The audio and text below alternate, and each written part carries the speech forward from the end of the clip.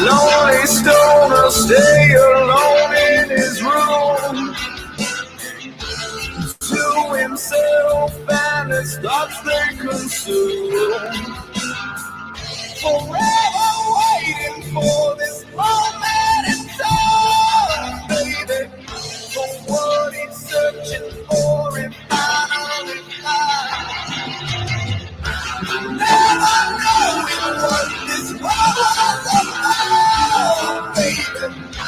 Only one thing that happening right now, baby. Some things ain't supposed to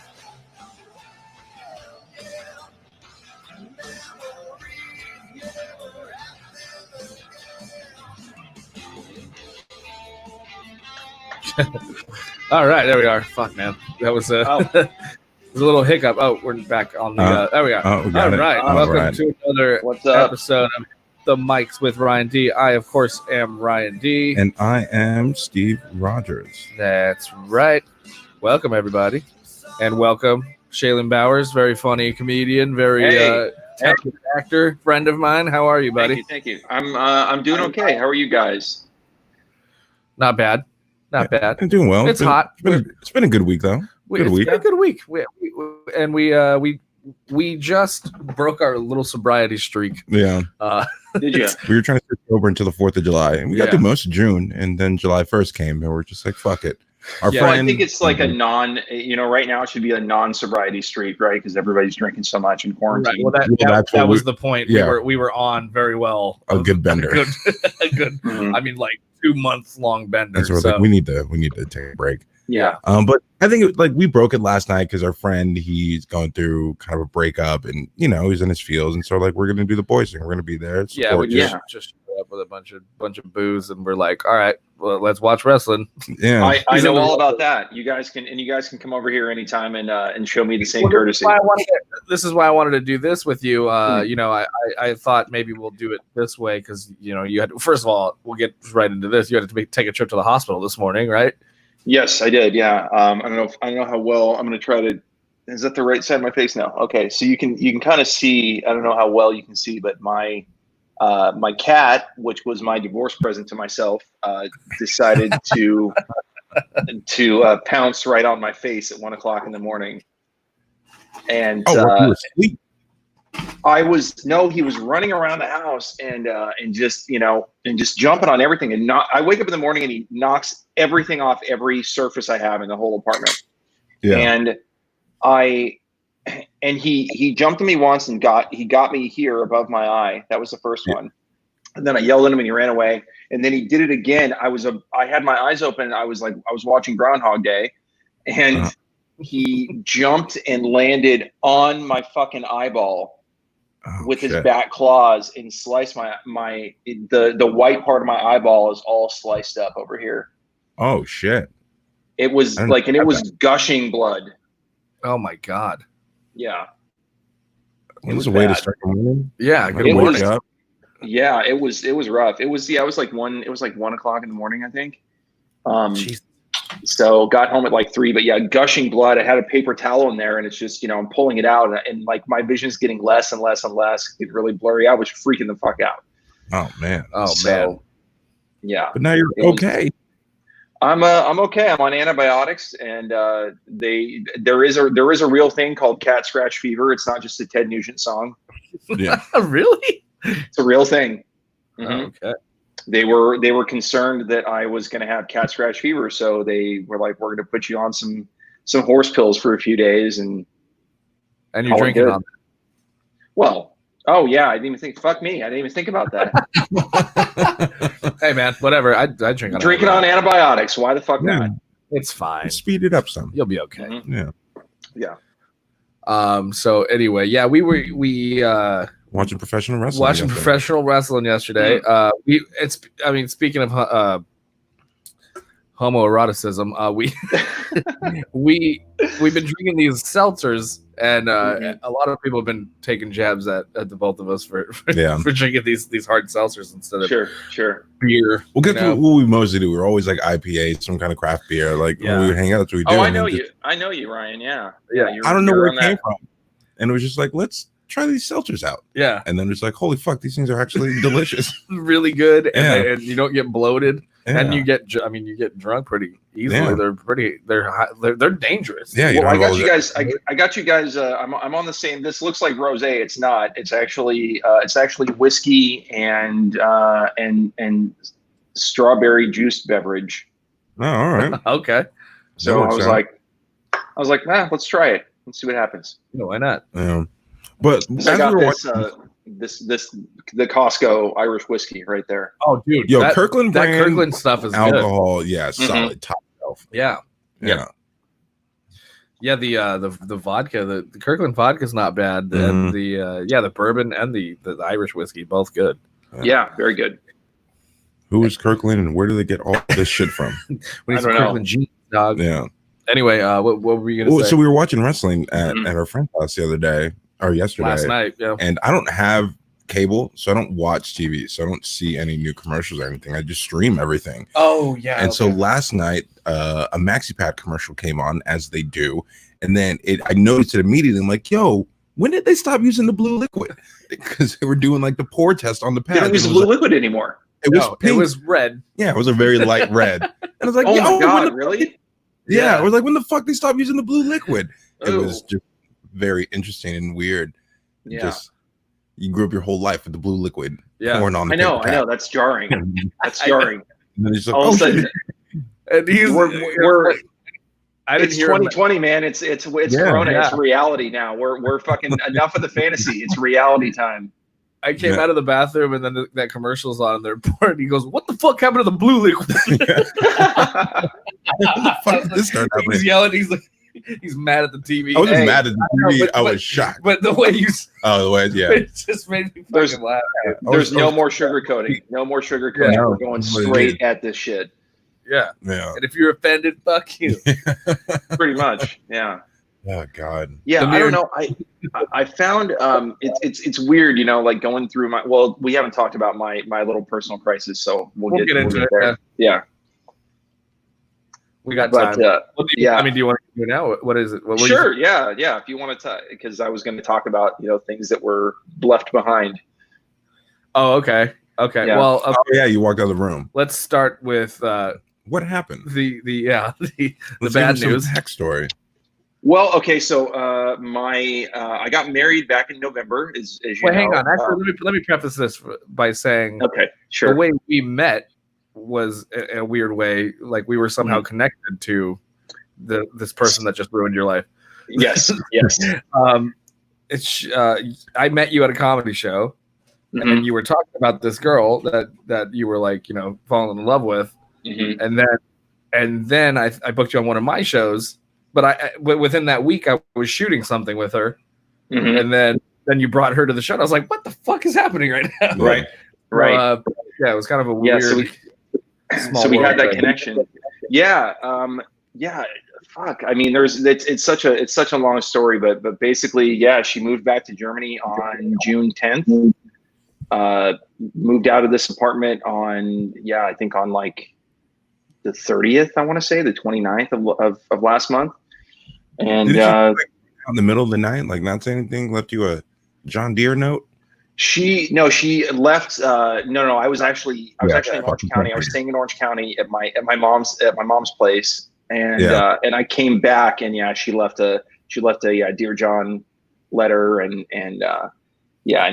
flowers on the table. And here's the funny thing. Yeah, she left flowers in a Dear John letter. And so my initial thing is, because you have that like man gear where you're like, I just want to throw everything away and fucking burn everything and throw everything away. So I grab the flowers and I'm like, fuck these flowers, right? And I come in here and I'm about to throw them in the trash. And then I looked at them. This is a real thing. And I looked at the flowers and I was like, it's not your fault. You didn't do this. You didn't rip my heart out. Like, no, you didn't do this. Yeah. So you can stay. So I put them back and, you know, let them live with me for the rest of the, even though, you know what's funny about it? They're already fucking dead. Well, yeah, well, you know, much like your love life, it just went away. Exactly. Everything went away. Well, I'm sorry. the funny thing about this is, and now I'm kind of going through the whole like she cheated kind of a thing. Yeah. Which is really hard because you it was emotional cheating for sure, because I called her out about flirting with this guy. Yeah. And she said, she admitted to the flirting, and she was like, I admit to the flirting, but the only reason I did it is because you weren't flirting with me enough. Oh my God. So let's unpack that. Her flirting with another man is my fault. Right. Yeah. Right. Yeah. Yeah. And it's always, I mean, I went through this kind of the same thing where it's like, you start to put together the pieces when you start, you know, looking back, you're like, all the signs were there. Yeah. And you were just so blindly in love. Like you were. Yeah. I wish because I remember you told me some of those things that were happening to you like after it. And I was just like, what the fuck, bro? Yeah. Like if you would have told me anything. Yeah, if you would have told me these things, that would have been the voice of reason. Like, this does not make sense. Yeah. This does not make sense. Right. Yeah. When you're in there and you're in love, like you just I was mostly in denial too. Like I didn't, you know, it was like, nah, that couldn't happen to me, you know? Yeah. Yeah, you rationalize. And yeah. Well, you know, Steve here is actually the person who broke the news to me. That was hard. Yeah. Yeah. I caught her cheating. She pocketed out. Wait. You caught her cheating? Yeah. We were all hanging out at the brewery that we worked at. And he left early. And then she came back to the brewery, and I was there with the owner and some other friends. And it's late. It's like 2-3 in the morning. And we decided to go back to the boss's house. And his wife, mind you, this is a whole fucked up thing. His wife was already trying to get me to leave with her earlier because she left like 2 hours earlier. And she called me outside to her Uber. And she's like, get in the Uber, come home with me. And I was just like, nah. Okay. Yeah, I'm not gonna say no. Okay. If I'm being honest, the only reason I didn't is because I drove there and I already told my friends I would give them a ride home. And I was trying to be a good friend. If I didn't have them there, I would have jumped in the Uber. Mind you, she had already come on to me a few times as well. Yeah. So so at the end of the night, what ended up happening, I told her I can't drive because I can't get in the Uber with you. So she said, give me my phone, give me your phone. And she put her address into my phone. And she said, go drop them off and come over. So I was like, whatever, fuck it. I've heard stories about her. And then, this is the wife of the owner. Yeah. So then I'm trying to, and I was supposed to take Vicky home too. So I'm like, Vicky, let's go. And then the owner was like, well, you guys can come hang out at my place. So I was like, oh, I was going there anyway. So I'm like, oh yeah, fucking good idea. Like, we'll go there. Like, Vicky, come with me. And she's like, no, we'll get an Uber with her boss. So I'm like, cool. Drop my friends off, drive to Monterey Park. I'm there and I'm waiting. They're not answering. Vicky's not answering her phone. Then I call the boss. He's not answering. So I'm like, what the fuck is going on? I'm there for like half an hour. They call me back. And they're like, oh, we got an Uber, but the Uber got lost and we're still here. And I'm like, that's stupid. That doesn't make sense. And in my head at the time, I'm like, she's not cheating. And then I was like, all right, whatever. And I get off the phone with her. And then I get a notification on my phone. And I was like, what the fuck? And it was a voicemail from her. I'm like, my phone didn't ring. And then I listened to the voicemail and it was her and him in the act. And it was just like, oh, fuck. Dude, that's like out of a movie. That shit doesn't happen in real life. It was a shit show, and I didn't know what to do. Like I held on to the information for almost a month before I told him. Like I didn't want to hurt him, and it's like this should be way at me. I'm like, he needs to know. And then when I called her out on it the next day, and then she tried to say deny and say he was assaulting her, and basically trying to say he raped her, and she doesn't remember anything. And it was just like, dude. Wow. Look, man, I was there and I know you can listen to it. This does not sound like that at all. And she tried to play like nothing happened, would still hang out with this guy, like nothing. Dude, it's like that old Adam Sandler. It's like sex or weightlifting, right? Yeah. And then she told him, and then like shortly after that, she told him she didn't want him hanging out with me for like a month. Yeah. And it was just like, oh, she's trying to keep me away so I don't say anything. And I'm like, ugh. And then I called him, don't get fucked up. It was fucked up. It was rough. I mean, you kind of it's weird, like when you realize that your gut always tells you the truth, right? Yeah. Your gut never fucking lies to you. My gut didn't, but I had no proof because I thought about it like towards the end of the relationship. I'm like, I think she's cheating, and I have no proof, so I can't say anything. Yeah, I just got this bad feeling, and then when I was right, it was just like, oh god, I didn't want to be right. And then, like I said, after this bomb dropped, it was like all these things that I had just kind of brushed off, like all started to make more sense. And it was like, I was like, damn, I'm so naive. Yeah. It's the same. I mean, for me, because like, Lynn broke off the engagement twice, only to turn back around and go, oh, I was going through something, and it's da, da, da. And it seemed like it seemed kind of, I guess, fast, but then when I think about it, you guys had been going out for a while. So I'm like, it was a year and a half we were together before we got married. Yeah, that's a fair amount of time for you to. Yeah, it's not like forever, but it's a good amount of time. Yeah.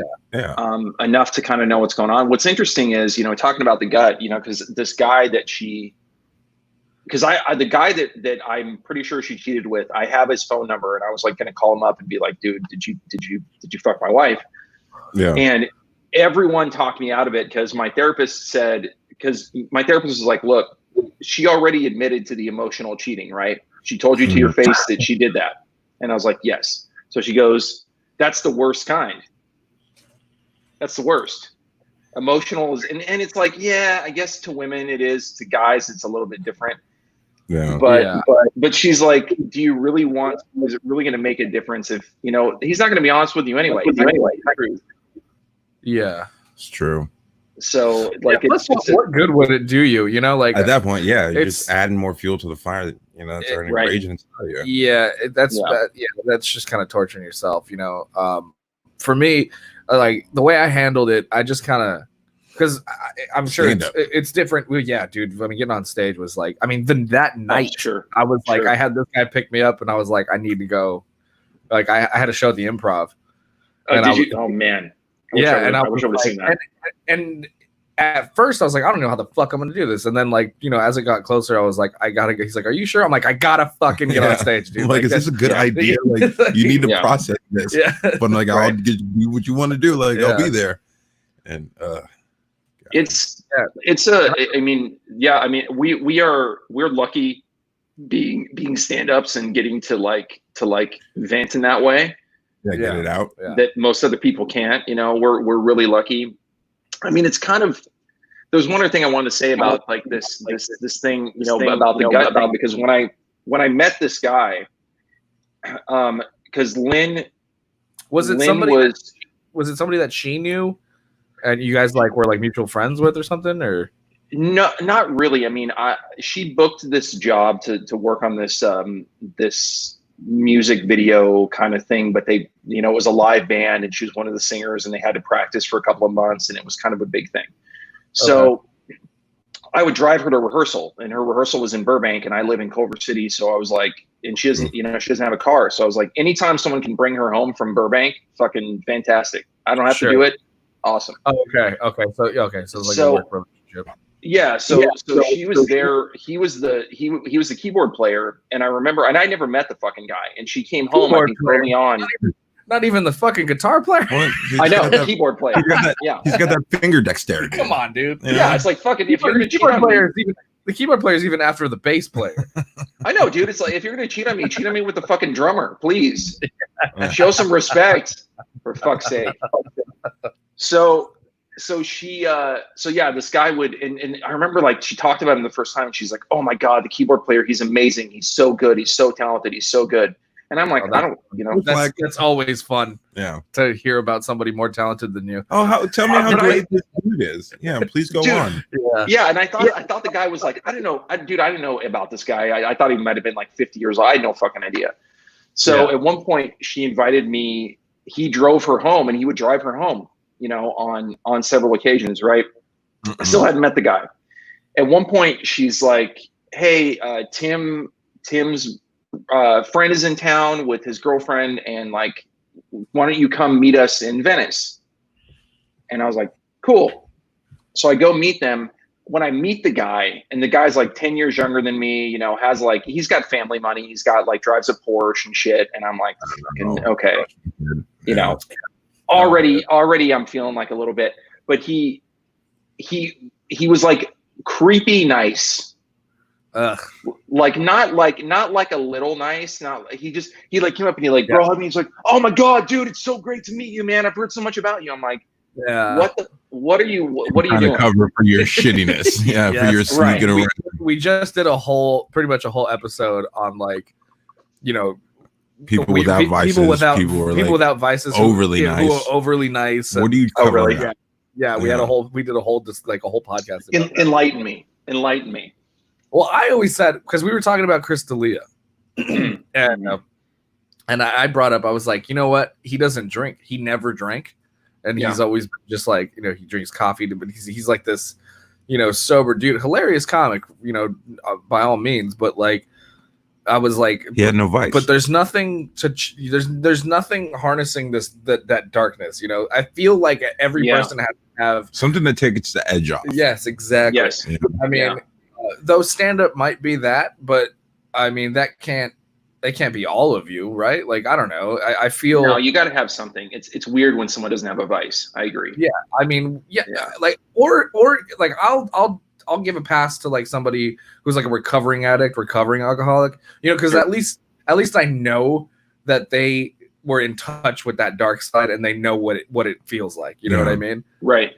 But something like you don't do booze, you don't do drugs, you don't smoke cigarettes. There's always some dark shit, and but someone could be like that. But like I run marathons, like okay, you're taking a lot of time, you're bodybuilding, whatever. Well, what do you think about what do you think about when I worked for Billabong, you know, back in the day, I actually worked for Billabong in Laguna Beach, you know, talk about a fucking Orange County job.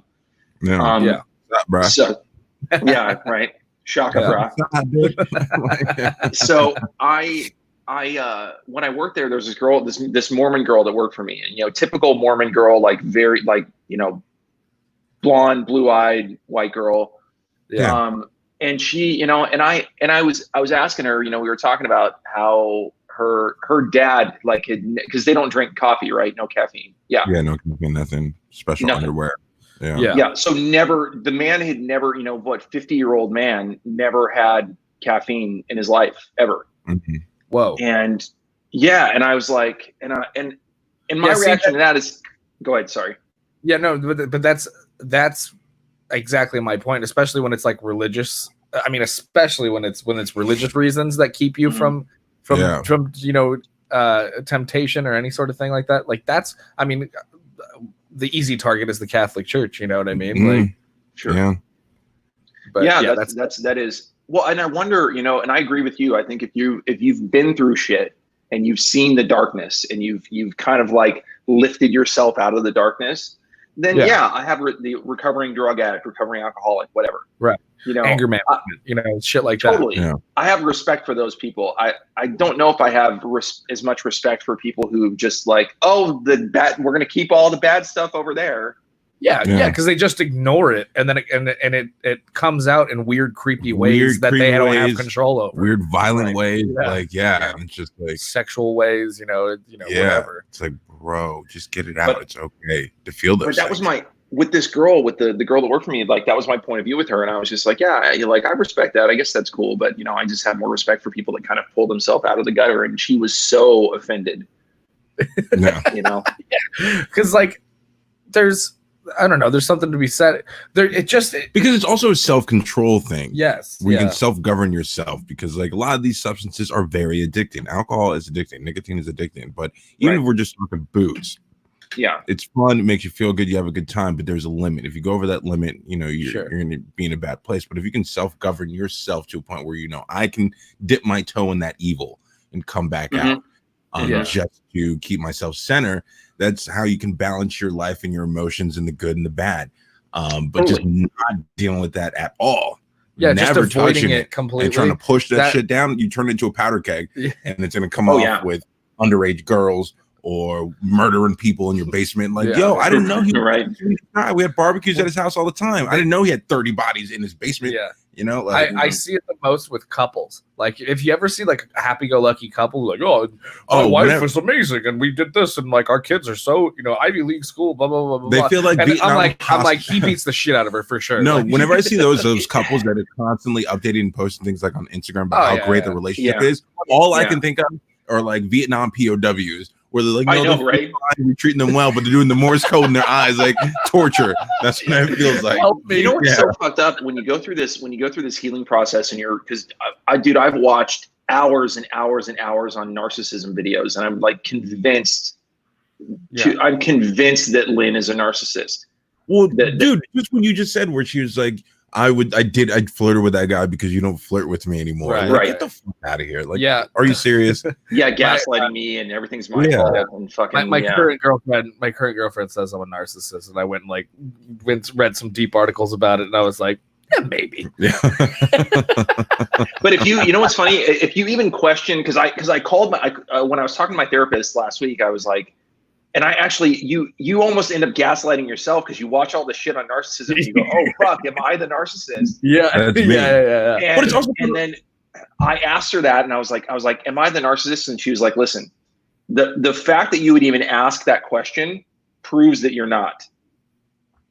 Yeah. There you go. Because a narcissist would never even approach that idea of looking within and going like, oh, am I the problem? Never. Right. Looking at the symptoms, or whatever. Right. That's why I think most people who are deeply into horoscopes are very narcissistic. You can read any horoscope for any whatever sign you are. That's interesting. And they all apply to anybody. And it's just can you not see that? Can you not read every single one? Not just your month. Read every single one of them and see if any of those months apply to you. Oh, they all kind of do. It's like being a mentalist.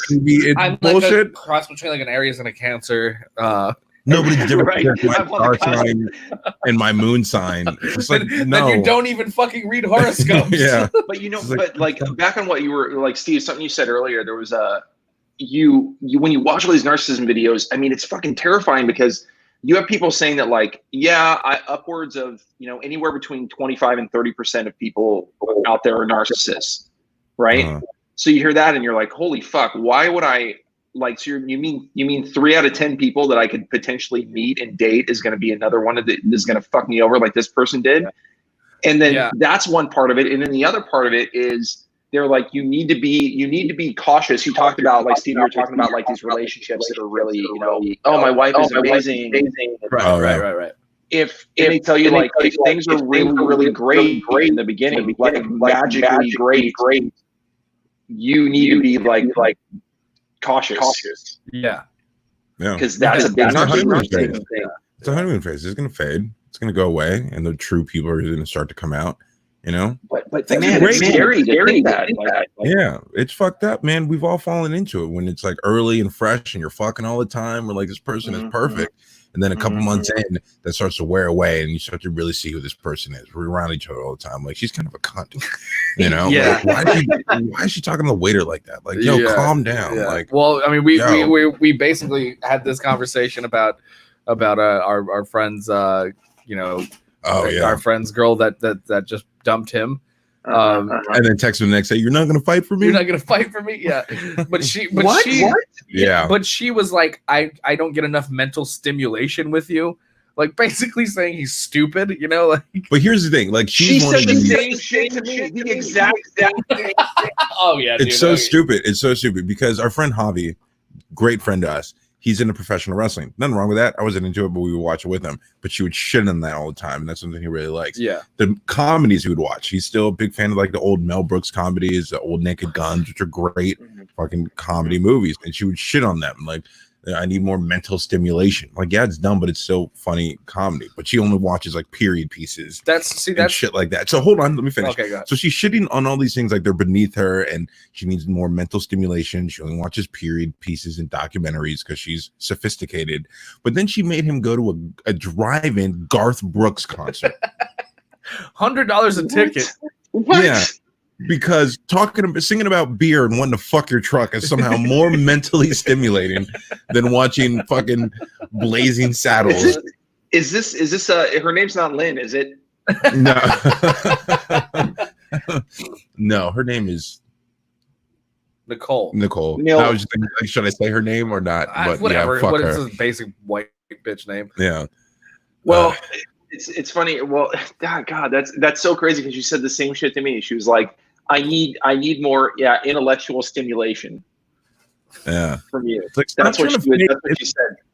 These are the girls that are the same girls in like middle school. We're like, oh my God, like in 6th, 7th grade. Oh my God, you still watch Pokemon? Like, why don't you grow up? Right. Like, bitch, we're 12. Yeah. Why are you trying to be an adult? Just because we're not getting finger fucked in a drive-in. Just because some like 20-year-old is like talking to you and being creepy to you on the weekends, you don't understand why it's a bad thing. Right. Other dudes your age are just immature and playing Pokemon. She got mad. She got mad about she had me watch this Joaquin Phoenix movie, this Woody Allen movie called Irrational Man, and I fucking hated it. Yeah. Uh-huh. And she took that as like it was like a personal insult that I didn't like this movie that she likes. It's okay to not like things that your partner doesn't like. I mean, yeah, that's. But also, like, film people. Like, I write and I direct myself, and I really love movies and film. And same, yeah. Look, if I'm being real, yeah, you're an actor. If I'm being real, like, yeah, some of those old defining movies, are great, but they're not. None of those are my favorite movies. When I talk to people, like, I'm in the film, like, oh shit, what's your favorite movie? Scott Pilgrim versus the World. You know. Really? And people look at me like I'm crazy. Like, really? Like, I thought you were in the film. I'm like, yes, I am. I love Scorsese and I love, Tarantino and, all these great directors. Sure. But that movie, it just speaks to me. Edgar Wright's directing style, the comedy, the references to all the old, like, shit that I was into when I was a kid and still now. And just it's just goofy. And I mean, it's directed very well. And it's like, it's my favorite movie. But for some reason, like, film is supposed to be this depressing strong look at reflection of reality, and it's just like, no, it doesn't have to. That doesn't make it great. Yeah, it's exactly. We watched. Go ahead. Sorry, dude. No, yeah, you go ahead. No, we watched. So I'd never seen a Charlie Chaplin movie, right? Yeah. And so we watched City Lights, which is like the one people say to watch. Yeah. Good movie. I enjoyed it. Like, I think it's something to, I think everybody should watch that. I mean, I don't really like movies from that era, but, I watched it and I was like, yeah, this is impressive, for considering like what it was. And I felt like when it was over, I had to give like a fucking book report about what I liked about it and what I didn't like. It was really, and I felt like, oh man, if I get this answer wrong, then, I'm not going to have sex for a week, is that kind of a, That's the only thing you should be. Did you like it? Did it make you laugh? Yeah. That's it. Did you feel something when you watched the movie? That's it. Right. Did it speak to you? That's it. It's this big look. When I had to write about Rosebud and fucking what was that movie? Citizen Kane. And I had to write about Rosebud. I'm like, yo, it's a sled. Apparently, it was like what William Randolph Hearst called his mistress, Rosebud, and then they were playing on that. And I'm like, yo, you guys are looking too much into it. Like, yo, it's not that serious. Yeah, it's not that serious. It's weird that why do I need to know all the Easter eggs of this fucking movie? Yeah, to know that I understood it or not. It's like people forget that that the point of cinema is to kind of just forget about real life for a minute and just turn your brain off and be entertained. And take that journey. Yeah, that's it. Yeah, and it's like it doesn't need to be some fucking completely like breathtaking, mind-changing thing. Thought-provoking. It's like, yeah, I enjoy those movies too, but like, dude, it's, just like we talked about. But sometimes, yeah, fuck it, I want to watch two greasy dudes fucking wrestle on TV. It's stupid and it's very gay, but it's fun to watch. Yeah,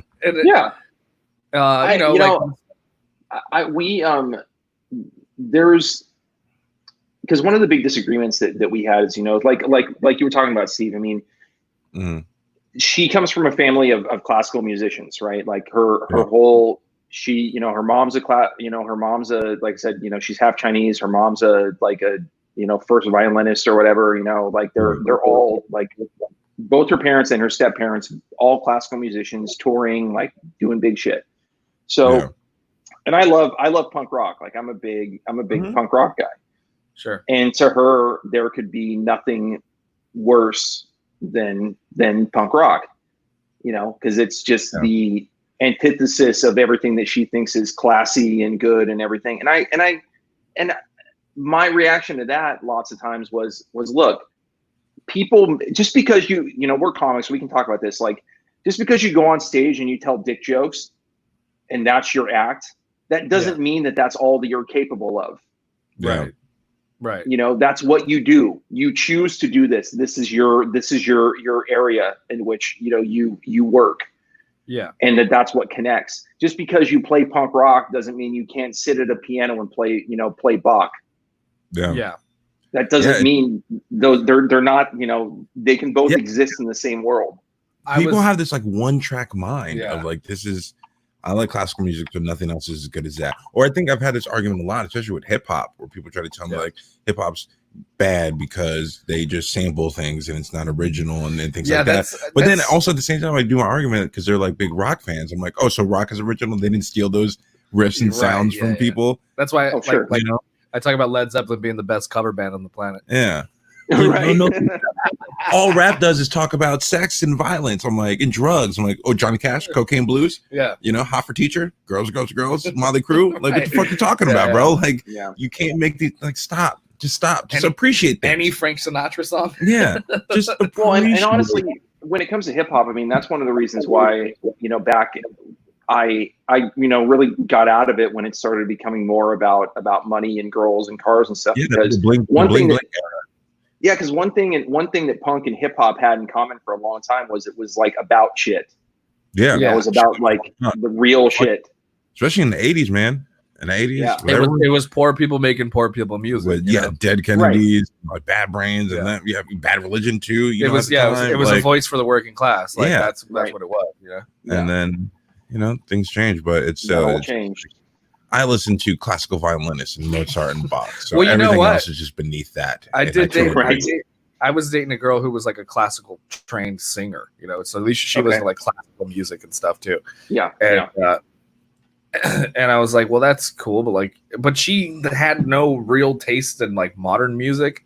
She would listen to just brain dead fucking pop and stuff, and it was like Metallica's like one of my favorite bands, right?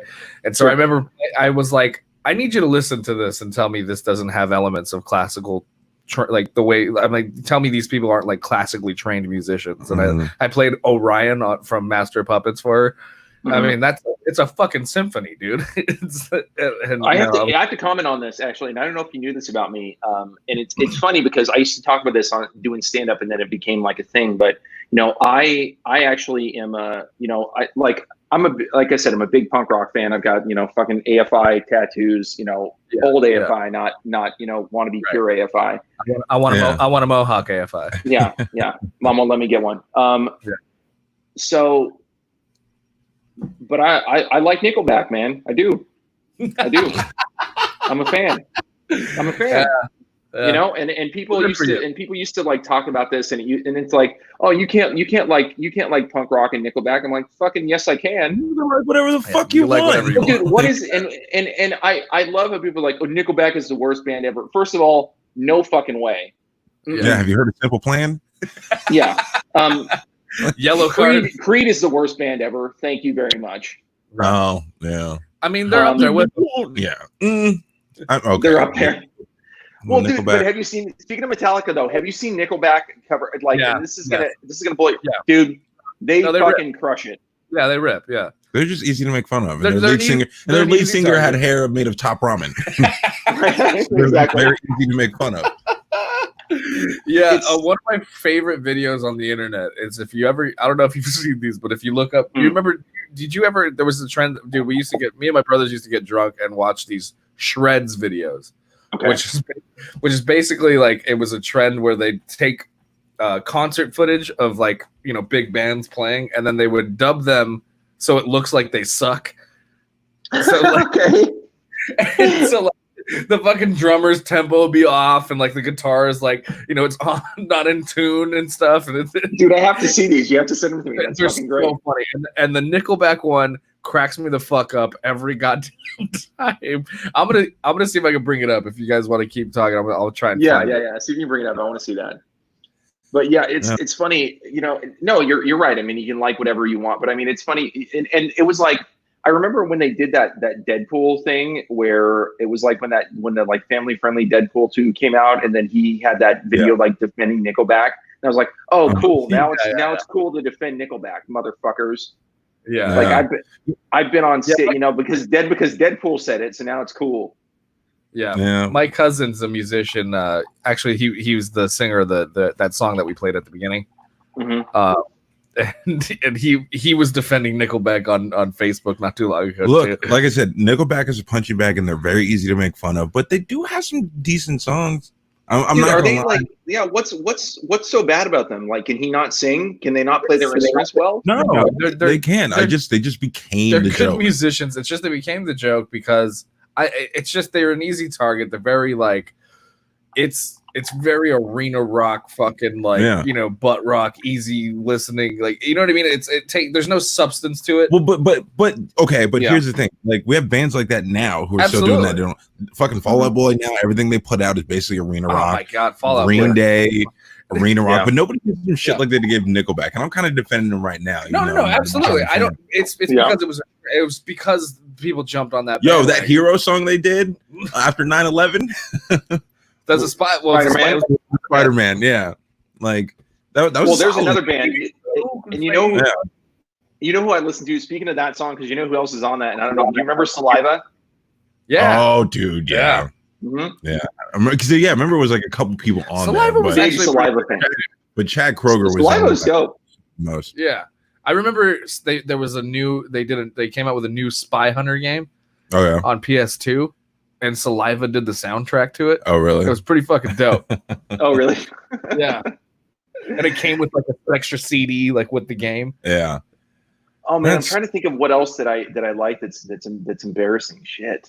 I mean, there's so much stuff that I like that's like quote unquote embarrassing. Yeah. I mean, I'll say it out loud and proud. I'm a huge NSYNC fan.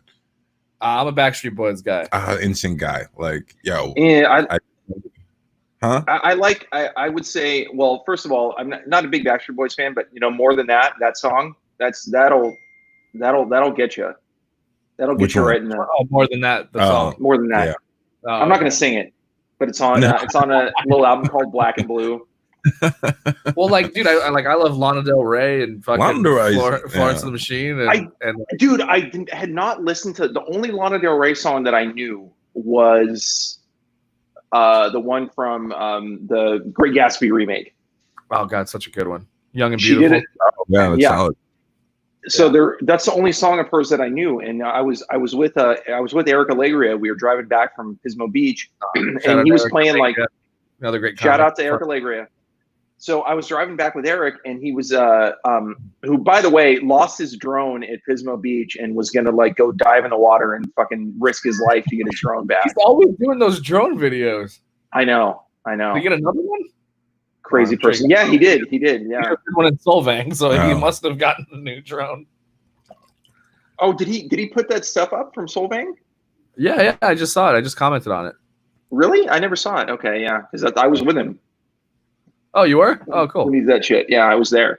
So, because we were on our way back from Pismo and we went and stopped in Solvang, but he was playing Lana Del Rey on the way back, and I was like, "This is some good shit, man." Yeah, dude.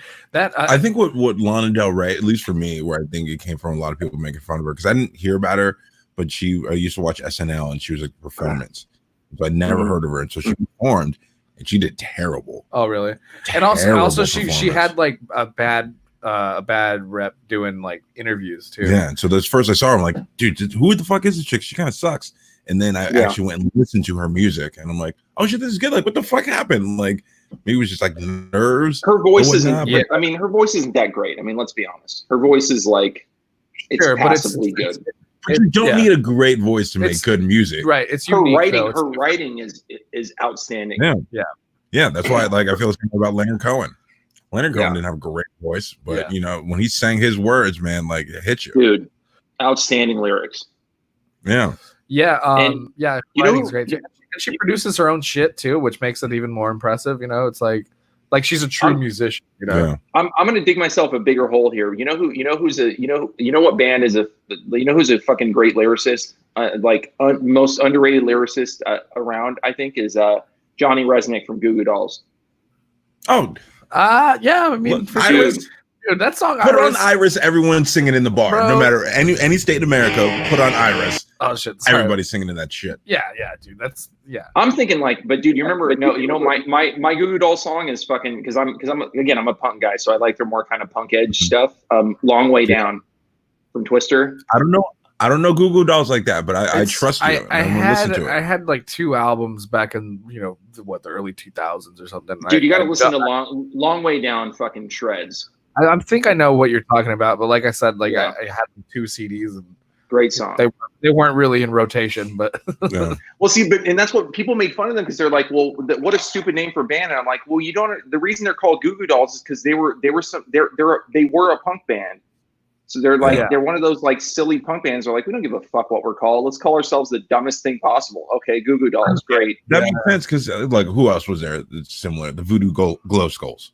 Voodoo Glow Skulls. Glow Skulls, yeah.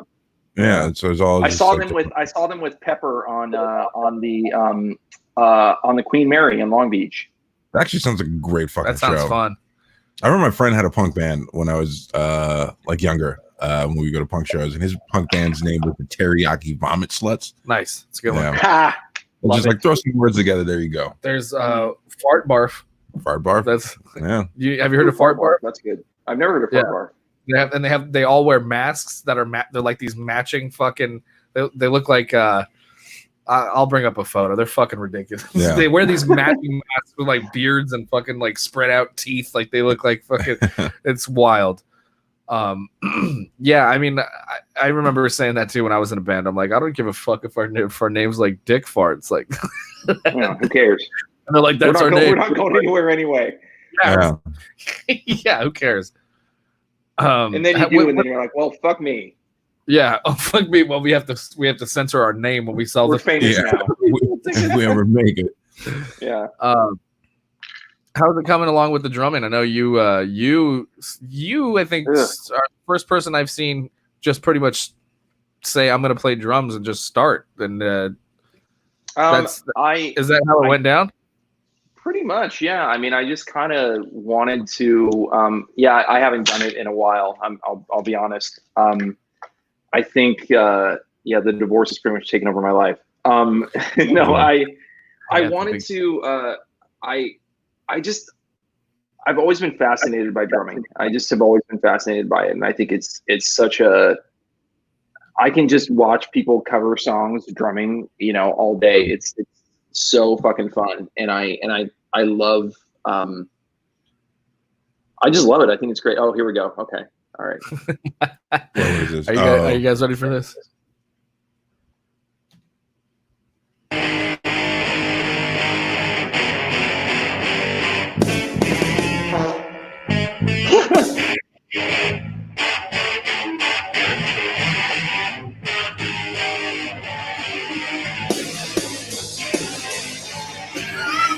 What the fuck?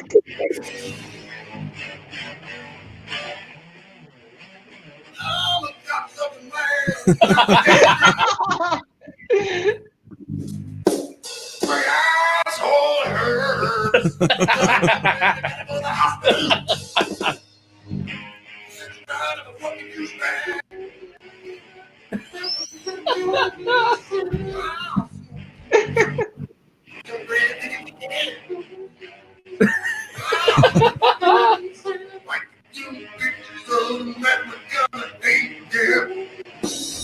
What's he saying? My asshole hurts. And it's not from Spicy Food. It just sounds like middle school, like your first middle school band. Yeah. Playing together. Yeah. This was Chad down the street in the corner. Yeah. Well, see, that's a problem too. Of course, and his name has to be Chad. Yeah. Wow. Yeah, it makes it easy. Yeah. If his name were like Chris, it'd be way harder. Shit cracks me up every time, dude. That's great. Yeah, so there's a ton of these videos. There's like Slayer shreds. I gotta watch that. Shreds, That's amazing. Kiss shreds. There's a ton of them, dude. Well, Kiss shreds is just Kiss being Kiss because they. Speaking of suck. Slayer, I bought when I was how old was I? I must have been like 12 or 13, and I bought I went into a like, because I lived in Tahoe at the time, so I think I was, I was like in a fucking record store in Reno, and I picked up Divine Intervention. Okay. And it was like way too, and I thought I was a pretty badass little, 12, 13-year-old, and I put that on and I was like, can't do it. Why? Too much. Really? It was too much for me, and actually, because at the time, and I was actually like kind of getting into Danzig and, Divine Intervention, isn't that's like, that was more like their later 90s stuff, wasn't it? Yeah, I wanted like mid 90s maybe, like 90s. Yeah. So that was when they were getting into like the more new metal sound. And they were really hyping up the fucking aggression. Yeah. So, yeah, they've always been a pretty gnarly band, but it was like it strayed away from like thrash metal to like this fucking just like hammer fist into your eardrums. Just real hard, real heavy. Yeah. No, I just wasn't. But I was big, because what I remember too buying Danzig, because I wanted the live. Because remember when the live version of Mother, like I think in like 92, 93 was pretty big. Yeah. But Mother had already been out. Hey, that's my Danzig. You know my favorite thing Danzig ever did? It was this video he put out where he got knocked out. Exactly. You fucking He got knocked out with that fat security guard. Sorry, did I step on your punchline? You kind of did. Sorry. It's okay. Yeah, what's that guy? What's he? Yeah, he pushed that guy, that big guy, like, you motherfucker, and then he just fucking. Yeah, the guy didn't even look like he clenched up. He just like. He noodle armed him. Yeah, because you lift weights don't mean you can fight. Like, I mean, the dude was like that guy's dick level, Know what I didn't know about Danzig though? When they were first talking about making an X-Men movie in like '99, they were talking about him being Wolverine. There was like a fan petition to get him to play Wolverine. He would be pretty short, little, buff dude, and I'm like, oh fuck that. I mean, like as far as comic like, wise, perfect. Yeah. And was it you that, I don't know if this is true or not, or if I just made this up, but I think I remember somebody talking about Danny DeVito being a Wolverine. Oh no, Stan Lee said in the early 90s, Danny DeVito would be a great Wolverine. Because Wolverine in the comics 5'2", 5'4". Yeah, he was he's like a little short guy. And, that's why everyone like underestimated him, but he was just like ferocious. And so like, Stan Lee was in paper, I'm quoted saying like Danny DeVito would be a great Wolverine. And now I can only think of like Frank. Because Danny DeVito's a great actor, but all I can think of is like Frank from It's Always Sunny in Philadelphia, or the Penguin. Yeah, and then just that as a Wolverine. God, he's such a good Penguin, though. Yeah, he was such a good fucking Penguin. Speaking of Danzig, though, I have to, because I don't know if Danzig DeVito. No, Danzig DeVito, yeah, the Danzig DeVito drama that we're going through. That's our band name. That's our band name, dude. Danzig DeVito drama. I love it. Triple D. What were you saying? I'm a big so to me, and again, if anyone's watching this and wants to come yell at me on Twitter, I think that Michael Graves is a better lead singer than Danzig for the Misfits. Sorry, putting my hands up. I'm putting my hands up. Okay. Singer. I mean, look, I'm not mad at that. Let's I'm not mad at that. Graves is a better singer. Let's be honest. You really struck a nerve now. Okay, let's talk about this because let's talk about it. Who would you say is a better singer? Who is a better if we're going to talk about talent, I mean, they're different. It's like you can't fucking, you can't compare. Oh, you absolutely can compare. The same band, two different guys taking over the front. But when Graves took over, it became a totally different band. It's not even. They may as well have changed their name. So did they not play any of the old songs? Original? Did, but yeah, they did, but they don't sound like they should. Okay, think about this. I can't even think of his name. I don't remember either of their names right now. But the lead singer of AC/DC now, Bon Scott. Yeah. No, Bon Scott was the original. No, Brian Johnson. Yeah, Brian Johnson. Yeah. Brian Johnson compared to Bon Scott. I think Bon Scott was better. I think it's damn near indistinguishable.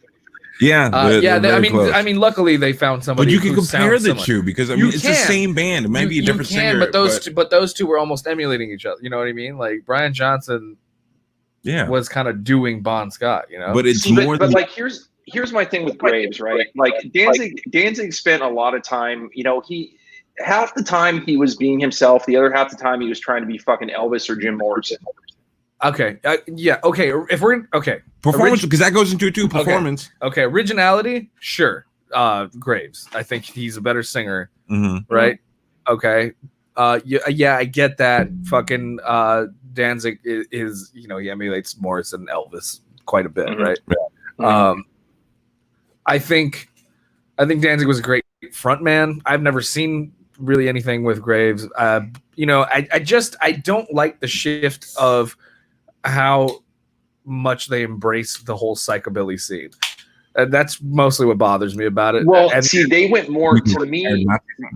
The Graves stuff is more. The Graves stuff is more like straight ahead, you know, punk, than the Danzig stuff. I think it's more like upright bass, fucking, you know, slick greaser hair shit. Really? Well, because like, dude, to me, because "Dig Up Her Bones" is like that is a punk rock song. That's a good one. Fucking, and then their version of what is it? "Death Comes Rippin'" is pretty fucking rad too. yeah. Yeah. So, but yeah, I mean, I love the Danzig stuff too. You know, it's like I love both of them, but I mean, I think just, you know, I'm more of a Graves guy, and it could be an age thing too. You know, because I was kind of coming up, you know, in my adolescence when Graves took over. Yeah, I think it might be that too. Is I got into the Danzig Misfits, and then like when I heard, you know, when I finally came around to hearing that era, it was like, oh, this isn't the same shit at all. You know, it's like I don't like this. Well, they're both fucking psychopaths. We know that. Yeah, I don't know. Like, I don't know. The thing that I wish existed are better recordings of the Danzig era stuff. Like Agreed. a lot of that Agreed. mix is fucking terrible. Mm-hmm. Yeah. So the Graves stuff is just way better produced and sounds much better. I have to tell you, you know, because I made a breakup playlist, as you do when you get divorced. Nice. Mm-hmm. And one Wait, thing hold that on. What's on it? What was the first song you put on that list? the first song I put on the list, shit, was probably. Oh man, probably Asia. Fucking.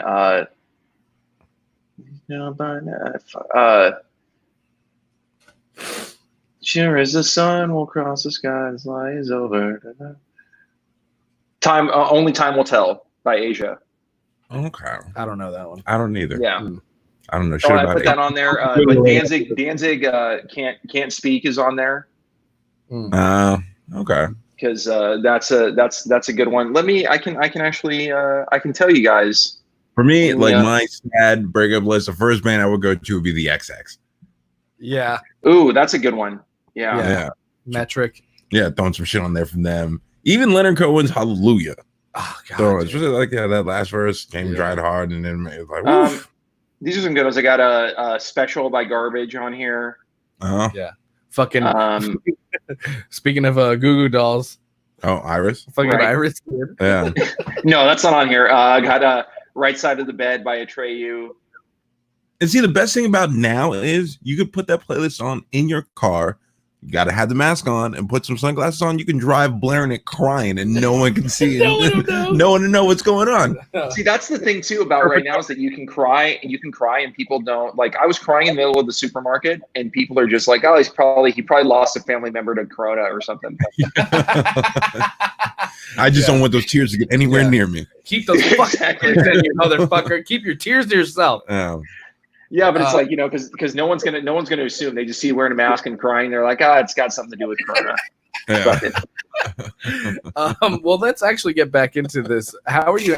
How are you holding up? How are you handling everything? Like, you know, what do you feel? Do you feel completely torn? I mean, you seem okay. I'd feel better if the cat wasn't ripping my face up. Well, yeah. Well, you know, you should have got a dog. Probably. Yeah, you know, one of my friends was like telling me, he's like, dude, you single guy with a cat. I mean, you're already shooting yourself in the foot, dude. Do you ever want to get laid again? I mean, is this? I know you find a girl that's really into cats, and there you go. You could. But also, I'm assuming you live in an apartment. You can't get a big dog. No. So you want to get a little shitty, like well, why not? Little tiny dog. That's not a real dog. Come on, and dude. I don't like. Yeah, I want to get like. I grew up with Akitas, with fucking Alaskan, with Malamutes, like big dogs. Yeah. I mean, So- if it's not a restriction in the lease, I mean, technically, Most of them are. Most of them, like apartments are like, yo, dog over 30 pounds. Like, go fuck yourself. Yeah, I barely made Right. it with my dog. I have a fat ass bulldog. So To answer your question, though, I mean, I'm holding up okay. I mean, I think that it's going to be. You have these schools of thought where people are like, oh, fucking, go out and like. I think you told me when we were talking on the phone, you're like, yeah, I didn't really start to feel better until I went out and got laid again, and I was like, but all you right. can't get- but you can't go anywhere now. yeah, and that's what makes it tough now. Is you can't really go anywhere and meet anybody, and it's like, Yeah. Unless you want to get corona. I mean, just close the bars. Like, yo, I knew that shit was. Yeah, gonna man. happen. Fucking my luck. Someone would give me both C's, Corona and chlamydia. Yeah. double C's, yo. Yeah. Yeah, exactly. Yeah, like it was kind of, this was for me, this was kind of it was the first, real traumatic thing that I was like, this is just how I'm gonna have to handle it, and I know what I need to do, and I know what I need to put myself through, and I know how bad it's gonna be, but at the end of the day, I know logically, like I was able to compartmentalize it and be like, I know this is for the best. I know that these things, this is actually a blessing, but like, but I also know that I can't help how I feel. And those feelings are just going to go away it's okay. overnight. You know? Yeah. It's I think the most frustrating part, I mean, and everyone knows this and everybody talks about it, is that you have like a couple good days and then you have a really shitty one. Yeah. And you get to the end of that second day that's good and you're like, oh fuck, man, cool. I'm getting there. I'm finding my way. And then you get hit with a brick wall of memories and emotions. Exactly. You're cleaning, you fucking find and now you something. Can't, now you can't get out of bed and you're just laying there. Don't eat. Miserable. Exactly. It's fucking, it's tough, man. It's just, and I wonder, well, I mean, one of the hardest things about this is my mom actually, and I found out, my mom took $9,000 out of her retirement, out of her 401k to pay for our wedding. Wow. Oh, fuck, man. And come hell or high water, I'm going to get that money back from Lynn. I'll tell you right now. When Corona's over, we're going to fly to Germany. We're going to get Tila Tequila and we're going to get that money. Like, bitch, like you owe me this, you owe me this. Like, yo, I'll be the muscle. $5,000. Let's go. I'll be the muscle. Like, yo, you did my boy dirty. Yeah. What are you going to do to pay exactly. for it? I don't know how you say that. We'll just get off the plane. Incline out of mensch. Yeah, that sucks, man. That's rough. For me, I mean, there was a couple things like financially that I'm still paying for, but like I was talking to him. Well, the thing that was different for me was she kept trying to get in contact with me, and I was just refusing. Like I was like, I don't want to meet with you. I don't need and it was like, I'd already gotten everything that I felt was important. So, or whatever, it was just like, it got to a point where I was like, I don't need the fucking loose clothes you have of mine, like just fucking keep them. Yeah. And all the shit that I have is going in the garbage, and I don't I'm not going to see you. I don't need, I'll give you anything you actually need, but like it's and then I'm not going to let you trap me. Yeah. Other than that, I'm not going to get in a room with you and let you play with your fucking mental games. Because it's not a bad thing, but you're not strong enough. Yeah, exactly. That was it. Exactly. I knew I would break. I would buckle if I was in the room with her, and I would probably go back. And I knew that wasn't the best thing. Yeah. I mean, that was probably the worst thing that I could do, and I knew I wasn't strong enough. So, yeah, I think that's and it's good on you for being that self-aware. Yeah. Yeah. So that was one of the things that it was just that's what made it harder, but like by doing that and just kind of isolating myself and really not and kind of just keeping a tight circle and not spilling my guts too much about everything, just keeping it I kind of I did a lot of damage control. I tried to keep it under wraps. I didn't even talk about it on like social media or podcasts for no, we would just talk about it. Yeah, not need to go on social media. Not for a while. Yeah, you know, and I didn't feel it necessary for it to be news, you know, like it was like it's something that happened and it was something that I needed to deal with, and it was like and I don't know, I take pride in the way I handled it. I think that was the most shocking part to me, because I thought like, yo, like he's gonna be a wreck. Yeah. And so I'm like, I'm gonna be there, and then like, yeah, you're just handling it well. I'm like, this isn't normal. Like, yeah, are you sure you're okay? Well, you know, and it was weird because I knew, and then that was the thing too, was because I had a stand-up trip booked too. So it was like when it happened, I had 2 weeks to kind of fucking just numb myself by getting this instant gratification doing stage time, and like I was busy. I was able to distract myself, and then it was like the other shoe dropped right like when I moved back into my grandparents' place in an empty room in a fucking air mattress. It was like I just broke down. Like I'm like, here I am again. Well, yeah, that's a moment where you're like, fuck. Yeah. Well, since you just really hit you in the face. Well, with Shaelan, with you, like, I mean, not having, I mean, 6 months ago, what was this, like January, February? I'm assuming when she left. She left. No. She left on June 10th. That's when she left. Wait, like a month ago? Yeah. Holy shit! Because Yeah. that was one thing I was gonna ask. Like, oh yeah, you got married 6 months ago. Like, We got married in November. Yeah, November 11th was our wedding date. Yeah. Fuck, man, I'm sorry again. Like, Jesus, it sounds terrible, but like, Dude, you haven't been able to do like stand up. Like, so how have you been like getting like the aggression out or anything? I knew when I came home. I mean, I know this is all supposed to be funny. I'm gonna try, but no, it's all good, man. Don't worry about it. We're real. No, when I came home, I knew that because I was in Orange County. My mom, really went like mama bear on her because she and my mom were quite close, and so she texted my mom and said, I never meant to hurt anybody. And my mom was like, that's fucking great, Lynn. Well, you did. Yeah. And one thing that Lynn would always do is she would always have these like epiphanies. She would come home and she would have an epiphany about this other thing. There was always something that she was having an epiphany about. And which was like really, and I understand now she was trying to explain what was happening inside of her. So it was like, okay, well, this is why I'm feeling this way. But she texted me and said, my mom was like, you need to get the fuck out of Shaelan's apartment. You're moving on to your next chapter. You need to get out of Shaelan's apartment so we can move on to his. Yeah. And she texted me and said that she left. And I could have stayed in Orange County and licked my wounds and just said, I'm going to take my time and I'm going to, I'll come home later. But I was like, no, I'm going to go home. I have to face this. I'm going to walk into an empty apartment. I have to fucking face this. I can't run away. And I did. And I came back and I stood outside the door for, probably an hour with the key before I could even, like have the guts to walk inside. Yeah. And I knew it was going to be. I knew it's weird, knowing that you're going to walk into the hardest moment of your life. Yeah. Knowing that it's on the other side of that door, and that was harder than anything that I went through leading up to that moment. And the shit that I went through leading up to that moment was unbelievably awful. Yeah. But because that's the realest moment is her officially being gone. You walking into a empty apartment. Yeah. All her stuff. Absolutely. Yeah. Absolutely.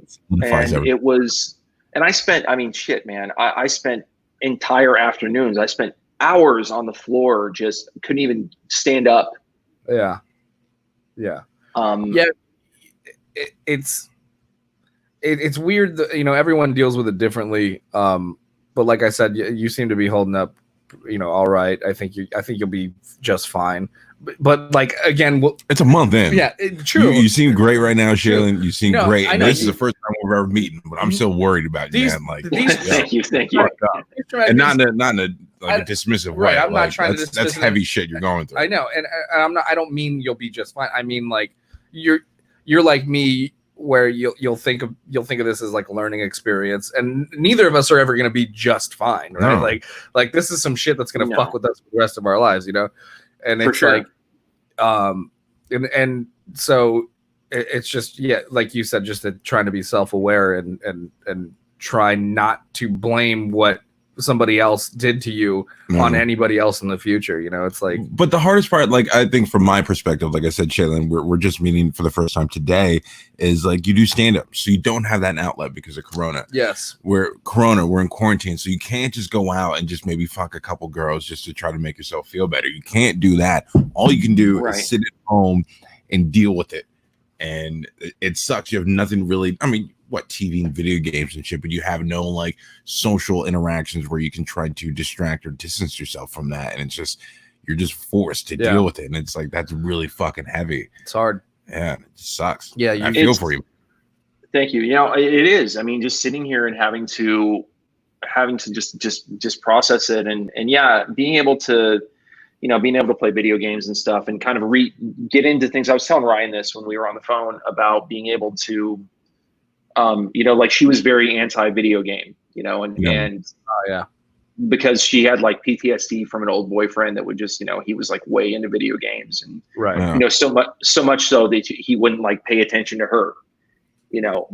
Well, I think you're squatted up, homie. Fuck it. Well, also, I think she's probably full of shit. I'm just gonna say she's probably full of shit, because, you know, she seems like a narcissistic. She ran out of the middle of the night. She's flirting with other dudes because she weren't flirting with them. Yeah. Probably some more to that story that she's not talking about. She walked in the door, he was playing fucking Call of Duty, and he wouldn't turn it off immediately. Right. That was my thing. Relationship. That was what it was with my ex. Was like, I'd get home from work, and I'm like, I'm gonna get into some fucking, you know, some Duty or Grand Theft Auto or something like that, or Red Dead or whatever, right? And like, so I'll turn it on, and then she gets home from work, and then it's like, okay, turn it off, and I'm like, bitch, I just started. Yeah. Can I get one? She would ask you. Wait, she would ask you to turn it off. Yeah.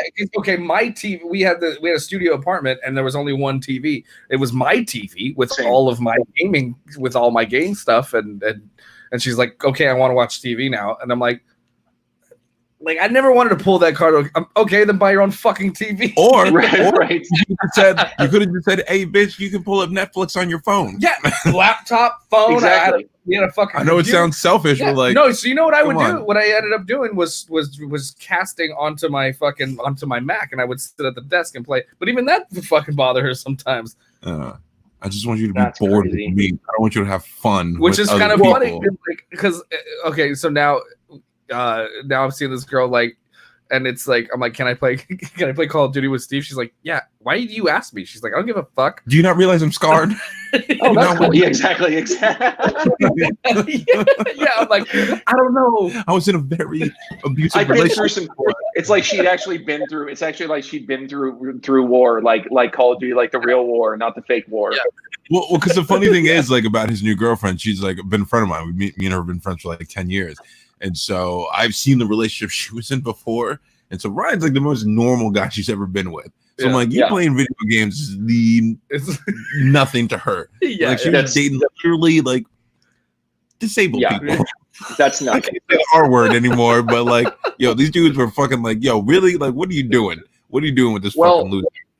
And it's kind of interesting. Like, you have these things, right? Like I was examining this when I was going through this whole process, and I was examining just what it's like to when you have things that like Lynn would get mad at me about, you know, it's like the video games thing was a thing, but also like we would talk, I would talk about money in mixed company, you know, which I understand is not a good thing to do, right?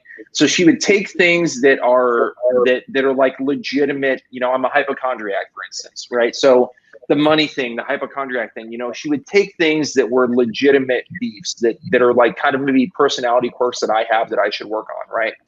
So then I would go, yeah, you're right. I probably shouldn't do that. And then what would happen is that was like a pass for her to control more things.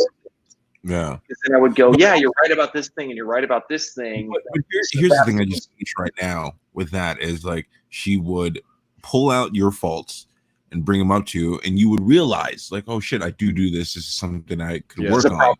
But on the opposite end, you probably wouldn't be able to do that with her. Like, I flirted with this guy because you don't flirt with me, and it's not my fault. It's your fault. Yeah, no. You know, and so she's not. Oh God, no. Yeah. It's easy to criticize everything you do, but she's perfect. And whatever she does, it's your fault. Yeah.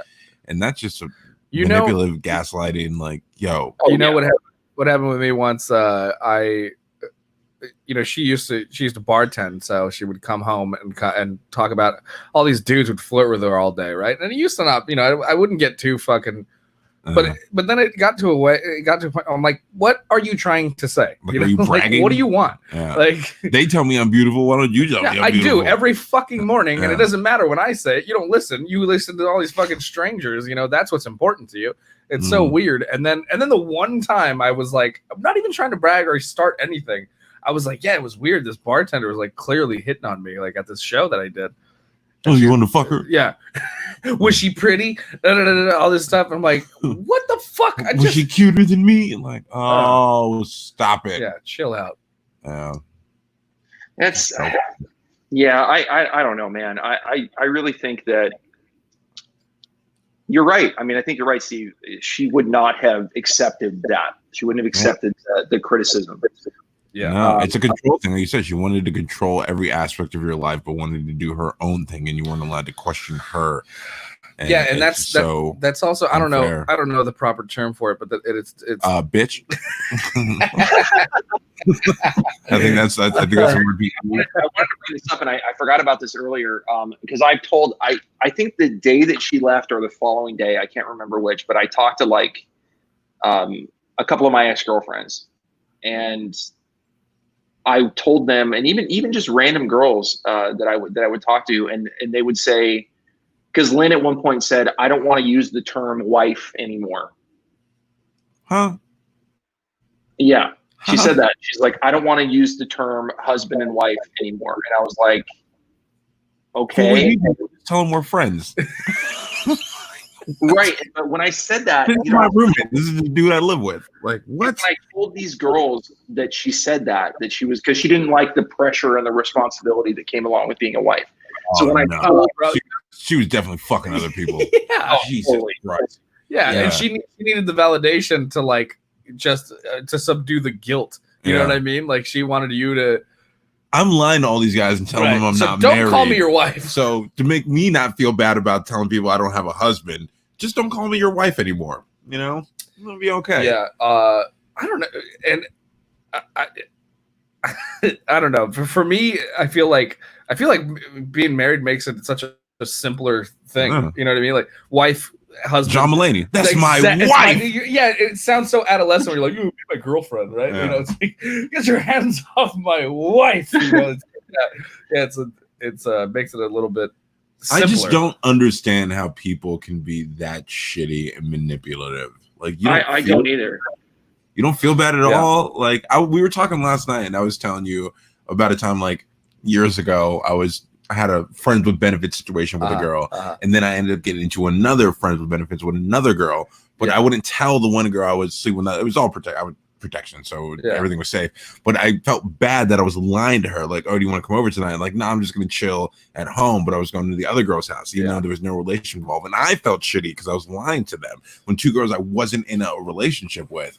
But you're full on married to someone. Yeah. And you can go out and do these things. You're in a relationship with someone, you can go out and do these things. I felt guilty with two single girls who I wasn't dating. Right. And you're doing this to your partner. Like, how do you not feel bad? Or even more, where do you find the fucking time? That too. Well, I think that there's something where, but I wanted to, the point I wanted to make on that is like these girls, all of them, every single one of them that I told, she said that she said, I don't want to, do the whole wife thing, or, I don't want to call myself wife anymore. Every one of them called her the C word. Oh yeah. Yeah. You can say it. Cunt. Oh. Okay. Well, just in case, I'm gonna keep that one, to myself. But yeah, I mean, that's one of my feelings favorites behind that, which are just like, what a. But I, in learning about narcissism and learning about all these things, just realizing that they just get really fucking bored. Yeah. They can't. They need. It's like they're like they're an emotional vampire. They fucking use you up and destroy your whole demeanor and everything. So that, and then they have to move on to somebody else, get it from somebody else because they can't fucking. Yeah, and it's not just not enough. They broke you down too much. They need it from somebody else. It's not just women too. Like, go ahead. I'm sorry. No, go ahead. My friend Priscilla, she's going to be going through a divorce soon when her husband gets back from deployment. But she told me like the first time she caught him cheating, like flirting with other girls, and she called him out on it. His reasoning is kind of similar. It was just like, you haven't been showing me a lot of attention. But she's like, I'm getting my fucking master's right now. Yeah. I'm in school right now trying to get my master's to make our life better. Right. And I'm not showing you enough attention. Like, are you fucking kidding? Like, what is wrong with these people? Like people like that. Like, it's like it's selfish, and I don't understand it. Well, again, to compare stories again, I fucking similar thing with me was like, I mean, not that this is before I caught her or whatever, right? But it was like that was the thing that was thrown at me a lot. You don't give me enough affection. You're not, and it's like. Hold on. Also, it's a two-way street. What affection are you showing me? Right. Yeah. Yes. And also I'm working fucking 8 hours a day doing stand-up at night, and shit's hot right now. Like I'm booking, like be happy for me instead of complaining about me not being home and being around you all the time.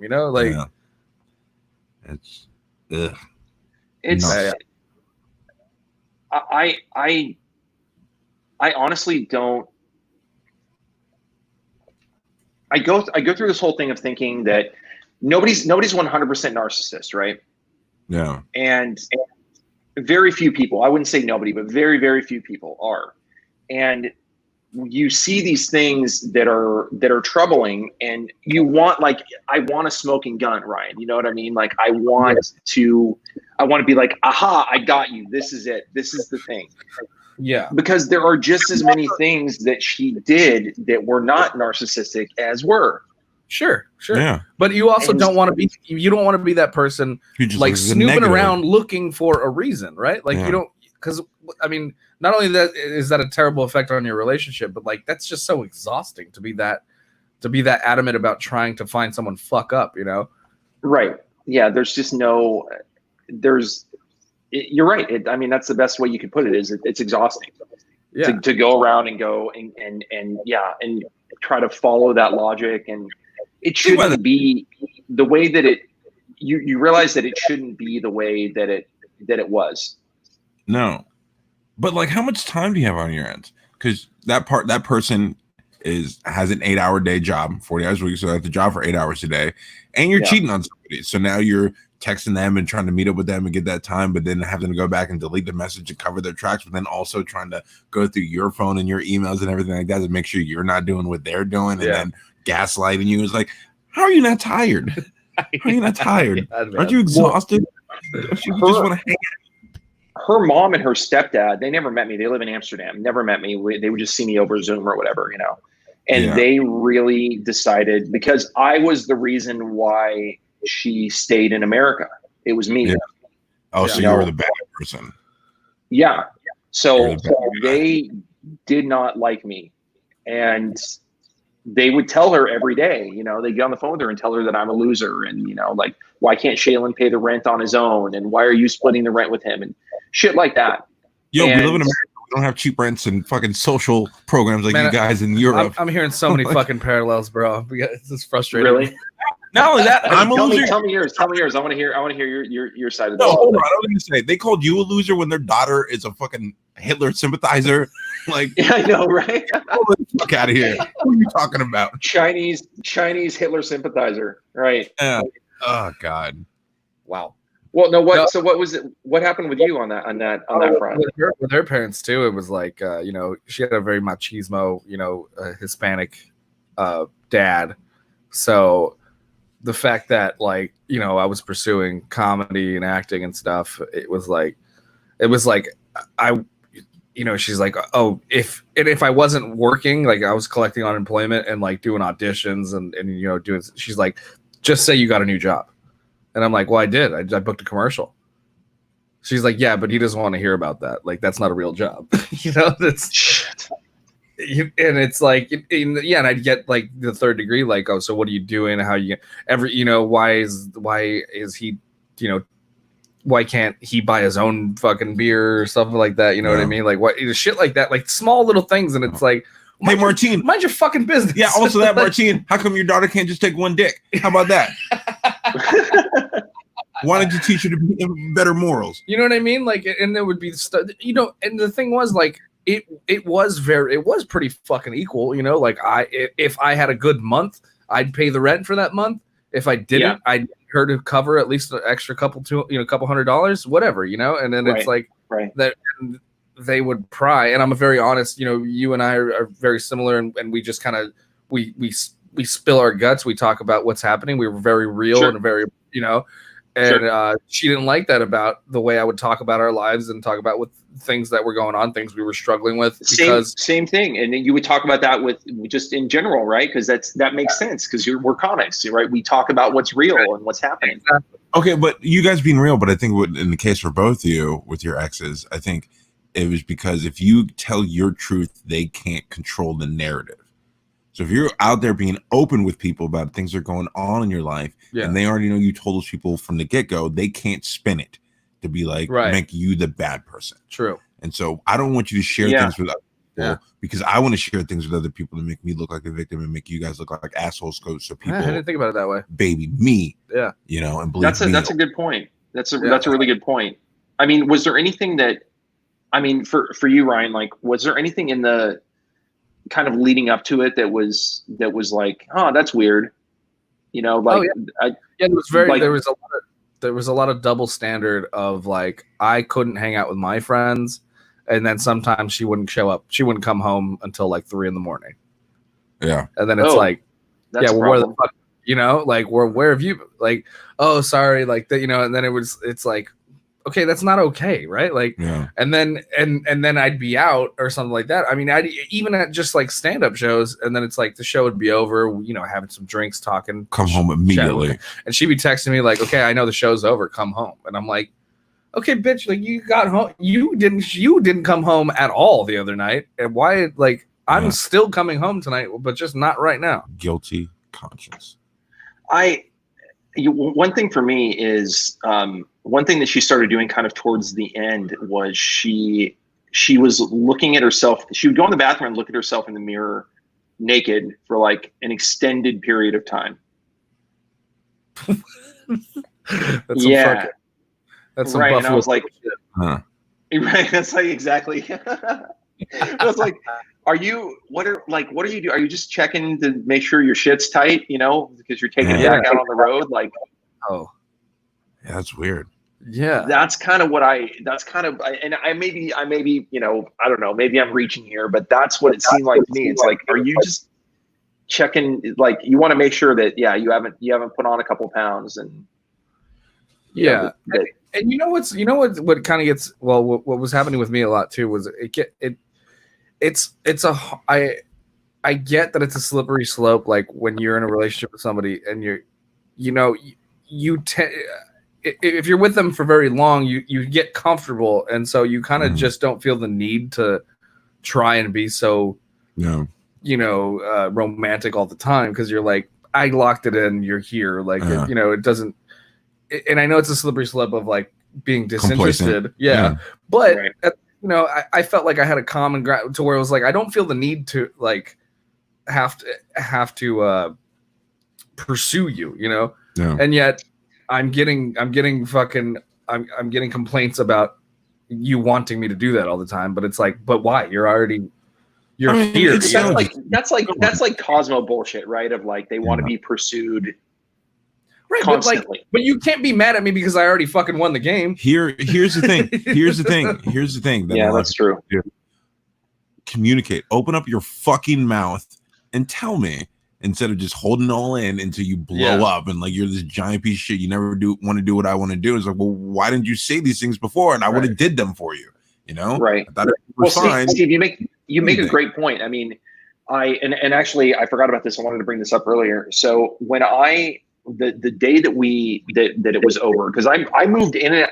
I mean, I'd love to go through the whole fucking story, but it's a long one. So Yeah. I moved in and out of this apartment within 2.5 months 4 times. Oh shit. Yeah. Packed my shit, went to Orange County. She was like, I'm going through some shit, figured it out. I come back, something else happens. I go again. Like this is you did that willingly, like on her behalf. Like she was like, yes, because she had nowhere else to go. Oh Jesus Christ! You know, she had nowhere else to go. So I was like, okay, I have somewhere I can go. Were these like argument things, or she was just like, I need my space? Like, both. You know, first it was I need my space, and I was rationalizing it because I was like, oh, you know, we're stuck. Neither one of us are working. We're stuck in a studio apartment during a fucking global pandemic. You know, sure. She can't see her family. I mean, there was a lot of things that made me go, all right, this is a tough situation. I mean, those are logical, you know, explanations and reasons why you a normal thinking human being would back your thing, give a person you care about space as they asked. Yeah, you know, and happy wife, happy life. You know what I mean? Right. Yeah. I'm just like, okay, she's, you know, this is a tough situation. She can't see her family. The fucking world's on fire. Like it's a bad time. So I was trying to just make things as easy on her as possible. The last time when I came home, and like the day before, we had talked about getting an animal together. We had talked about going on vacation, house sitting for our friends. I came home and basically like all her shit was packed. And I was like boxed up, labeled by the front door. And I was like, what the fuck? Yeah. All your stuff? All her stuff. The majority. Oh, okay. And I was like, what's going on? What's up with this? And it was, and she's like, you know, pretty much everything is in here. I told you that I was thinking about going back to Germany, this, that, and the other. So basically what happened from that was I left again.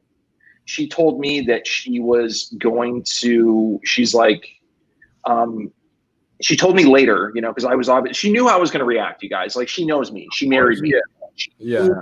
Tell me what fucking guy is going to walk into the apartment that he shares with his wife, see her shit packed, and not freak the fuck out. Yeah. You know, it's going to happen. So she knew that was going to happen. She said to me later when we were emailing, she goes, you know, what I wanted you to do was say, babe, I know you're being really irrational right now, but let's just, you know, she told me this. She's like, this is what I wanted you to do. And I was like, Lynn, why the fuck do you have to test me? Why? Yeah. Why do you feel like you? Yes. I'm your husband. Why the fuck do you have to test me? Like, I feel like at that point. Go ahead. I'm sorry. Well, it's like you just said, Steve. Tell me what you want. If you want something, tell me that you want the thing that you want. So instead of shit, don't work. Yeah. Instead of testing me, here's what you do. If that's what you wanted me to do was say, babe, I know you're really, you know, and stressing out right now. Then tell me. I need you to hold me and tell me that it's going to be all right. That's what I need from you right now. Don't fucking test me. Don't manipulate me. Tell me what the fuck you want. You're not a cat. Yeah. Even cats tell you, they'll come meow like, yo, my bowl's empty. I'm fucking hungry. Yeah. Like, what are you doing? Yeah. Something. Yeah. How does a cat got better communication skills than you? No shit. Right? Man. Fucking it's just, it's insane to me, man. Like, You bitches! I just don't. Yeah, I don't get it.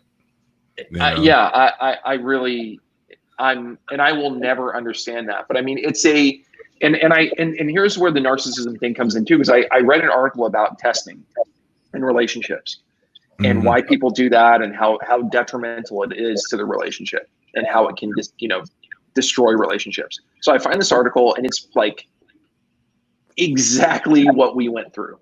Yeah. I email it to her and I'm like, hey, I want you to read this. Nope, that's not me. Why did you send this to me? Yep, not me. I don't do that. Bro, I had a situation like that. It wasn't with a girl I was in a relationship with. It was a girl I worked with, or we worked with. The girl from Orange County, the first AD. Okay. And we did this promo for Ryan. I directed, and we found her, and she's our AD. And then, like, we finished the video. Ryan posted it, but he forgot to tag her in it. And then she started coming at me sideways and just flooding me with all these texts like, I'm gonna ruin your career. I'm gonna tell everybody. This was crazy. I'm gonna tell everybody never to work with you, that you hate women and you treat women this way. And I was just like, what the fuck? And so I texted her, I'm like, yo, you want me to be like, yo, I didn't post a video. Ryan did, number one.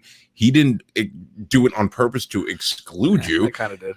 I know that, but I didn't tell her that. And like, she was the worst. She was the worst. She was the fucking worst. But yeah, and threatening me with all this stuff. And then like, yeah, I told him like, Ryan posted, I didn't. I could talk to him and have him do this. But I'm like, what makes you think I would want to do anything else with you the way you were threatening me? You know, like this is so goddamn unprofessional. And like, yo, you want to work with me again? But you're doing all these things that are super unprofessional and threatening, sending me all these threats to ruin my career. Like, what the fuck are you talking about? She's like, oh no, I was just saying that to get your attention. And it's just like, what? Yeah. What? I hate to see what you do with somebody you're dating. Yeah, like Jesus. It makes sense now that you're a single mom. I would love to get your attention. Yeah, like what? It was an easy conversation. It should have just been like, oh, I saw Ryan posted that video. You forgot to tag me. Can you tell him to add me on there? Yo, I got you. Not like, you piece of shit. Like, I'm gonna tell everybody you guys hate women and mistreat them. I'm gonna ruin your career. No one's ever gonna fucking work with you again. And it's just like, yo, whoa! I didn't even know he posted it. Number one, like, bitch, like what? Well, the thing was, I wasn't even sure if I was going to put it up because it was like basically a commercial for my comedy show at Route 66, and then the pandemic happened and the lockdown. So I was like, I'll just hold on to it for a while, and then finally I was just like, well, fuck it, it'll be a little entertaining thing to put out, you know. So crazy. Yeah. You can solve so many problems with just having a rational, calm conversation with people. That's it. That's all it takes, you know. And, I mean, I should be grateful. I mean, I one of my buddies, well, you know Ben Gonzalez, right? Yeah. So Ben, he actually told me, I think right after it happened, we were talking, and he's like, dude, you really got to consider yourself lucky. And it's like, you're at that point where I don't want to hear that shit. You know, I don't want to hear that. I'm like, you know, this was like the day she left or the day before or something like that. And I was like, I don't want to hear that right now. But he's like, no, look, man, there's no kids, there's no property, there's no money, there's none of that shit. And she's leaving the fucking country. She's not even. It's not like she's moving. It's not like she's moving down the street and you have to bump into her and shit. You know, dating apps with other dudes. Like she's leaving. She's gone. So, and it was only, you know, a little over 2 years of your life. I mean, you weren't in this thing for 10 years. Yeah, that was important for me to realize too. Was just like, we never actually got married. We were engaged, and it was like, we got no kids. I'm like, there's literally nothing keeping me here. So you know, I don't even need to second guess this. Like, fuck it, you know? Yeah. You know, it's hard sometimes to look at that and be like, you know, it is a positive thing overall, but yeah, because it doesn't feel positive, you know. Yeah. So coming out of it, and that's the thing, you know, that Steve was saying is what helped me a lot, which is hard that you don't have that right now, is having the outlet to talk about it, joke about it. Like I had bits about her already that after this all happened snowballed into extra material that just kills now. So it was like, and cool. It's all true. It's all shit that really happened, you know? Yeah. So it was, it really, you know, I spun it in that sort of positive way, and now I can kind of joke about it and whatnot. But even joking about the truth, you know, still is like it's therapeutic to kind of just get it out there, you know, put it out to people to understand what you're going through, you know? Totally. I mean, it's funny when you tell there's parts of the story that I left out, but you know, a lot of it, but part of it that I told a buddy of mine and he was cracking up is we were emailing and there's so many things, but one of them was, she said at one point, she's like, life is full of hoops, quote unquote hoops. And I was like, Lynn, if you're saying that life is full of challenges, AKA hoops, you're right. Life is full of challenges, but it is full of hoops, but that doesn't mean that you need to make the hoops bigger and invisible. Yeah. Oh God. Yeah. Not necessary. Yeah. Stop creating your own problems. Life is full of, you're right. Mexican women do like. Yeah. Right. But when it happened, it's funny because I was in Orange County and I drove. I mean, this is like, we broke up so many times. The third time out of the 4, and I drove down. I didn't sleep all night, so I drive down to Laguna Beach, right? And I drive down, and I wanted to go like watch the sunrise and have that like movie moment of the guy that was just left, Yeah. So I get down there and I'm like, I'm gonna go sit in the sand and I'm just gonna watch the sunrise and cry. And of course, the beach was closed because of COVID. Yeah. So I just drove around in circles, and then I was driving home, and it was like, I don't know, 7:30 in the morning at this point. And I was like, I need to drink. I'm just gonna start drinking. I don't fucking care. And this is what entered my mind. I didn't even think about it's 7:30 in the morning. I'm like, what can I drink right now that's like appropriate? What do people drink in the morning? Mimosas. And I was like, duh, mimosas. Exactly. Yeah. So I go in the liquor store and I get a bottle of champagne and 2, like, they had like little bottles of orange juice. And you should have seen sobbing uncontrollably. You should have seen the clerk. He was like, what the fuck? What kind of a man is buying mimosa ingredients sobbing at 7:30 in the fucking morning? What a fucking weirdo. He probably was just like, oh, this is some shit he's going through right now. Something's going on. Yeah. He's like, I'm not even going to ask any questions. I'm just taking that money and letting it fucking kill himself slowly. Yeah. One time I went and I went to the liquor store during my whole fucking, my bottom out. I just went and like I just stocked. I mean, bottles of booze and beer and stuff, and then bring it all to the counter. And he's like, "Throwing a party, huh?" No, throwing a party, huh? Those are always those like early morning like beer runs, like 6 a.m. 7-Eleven serving beer again, or those like long sad nights, or like going. Yeah, it was like noon. Still awake, like red eyed, just like I'm not doing well. Like, don't judge me. Yeah, throwing a party. Huh? Start early, huh? I haven't stopped. Like, please just bring me up. Yeah.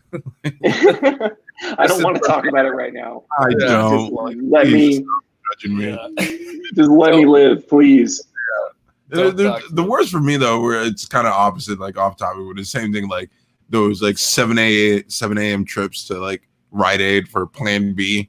Oh, yeah. And then like, oh shit, they're locked behind glass. So I had to call someone so crusty and red eyed, like, yo, I just don't look at me. Just get the goddamn. I need Plan B. Just get it. Stop giving me those judgy eyes. Like I made a mistake. I told you about the woman waving around the box of condoms that I like. When I went, I got a box of condoms and like something for heartburn and like back pain or something like that. And then and the condoms wouldn't scan. Yeah. And she's like, they had the price check them. Yeah, she's like, do you want to just go grab another box or whatever? Or I forgot what the fuck, but she's like waving it around, and it was that, and then there was something else I had that was kind of embarrassing. I can't remember, but it, like the combination of all that shit just like shouldn't have been in one person's possession. And I think for me too, it's like if I'm behind people like that or buying things like that, like I'm secretly judging them and not saying anything. Like the one I saw the most, it was like a 50-year-old man, like at the liquor store, and I was just trying to get my little fucking 6-pack. He had like three packs of like tall cans of Budweiser. Then he bought like 6 of those like Black Rhino dick pills from the gas station. Oh, that's a party. And I was just like, yo, this guy is big night. He's dying tonight, but he's gonna have a good time. Yeah. Like I've never 6. You bought 6 of these fucking dick pills at a time. Yeah. Like, bro, that's a lot. That's a lot of fun. That's a big night. Yeah. I don't think your heart's gonna handle it. Yeah. Fuck. Oh boy. All right. Well, let's wrap it there. We're at an hour and 5 almost. Man, but thank you so much, man. This is fun. Dude, thanks for having me, guys. This really helped me a lot. I really appreciate it. Obviously, we're sad what you're going through. It's tragic. It sucks, and I hope you hope you come out of it okay. I hope really for the best. I'm always want to communicate if you want to jump on time. Bro, we can drive to Culver City. Yeah, I mean, we'll get together for a drink soon. I know. Come to Culver City, man. I got plenty of whiskey. Let's just chill and talk. It'd be great. Soon. Let's do it. We'll do it and talk about terrible bitches in our life. Awesome. We got stories. My favorite topic. Yeah. All right, man. Well, thanks a All lot. right, guys. Thank you. Yeah. Be Talk to you good. soon. Stay up. See ya. See ya. See ya. Good guy. God, that was fun. Yeah, it was fun. So, well, we're still here live, but We were still live and we're out of Trulies. oh, we're out of the ones I brought in. We still got like 3 more. Oh, okay. Outside. Well, 3 more of those 3 are gonna do. Yeah, it, yeah. So we're gonna all right. Thank you guys for watching. Thank you guys my for girl at Heinz right now. thank you guys for listening. Follow me on Instagram and Twitter at Ryan P. Demarest. And you can follow me on Twitter at Steve X Rogers. Also, check out the Patreon page. We need money. Please, we need money. We spent all this money on these new mics and stuff, and we need some extra stuff. We got some other things we want to do. Yeah. We haven't talked about yet, but your help will make it happen. Patreon.com/humpcat. Oh, not sorry, wrong one. Hit Who? the mics. Who? Fuck, I do that one too. Yeah. We're all broke. Let's make it happen. Yeah, so do that, and we also have some other ideas, some new stuff that we got in the chamber. Yeah, new kind of show coming in. So subscribe, comment, like it, link it, share it. Love you. Thank you. Goodbye, everybody. All right. Good night.